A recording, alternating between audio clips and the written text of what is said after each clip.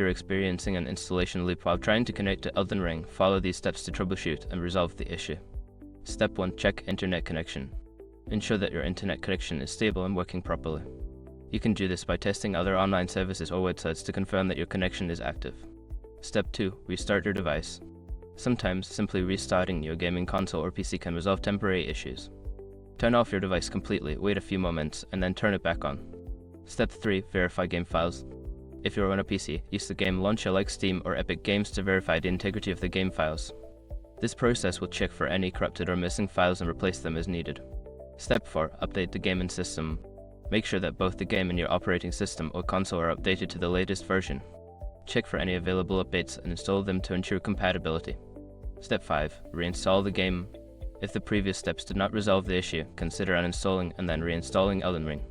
This can help eliminate any installation problems that may have occurred. By following these steps, you should be able to resolve the installation loop issue and enjoy your gaming experience. If problems persist, consider reaching out to customer support for further assistance.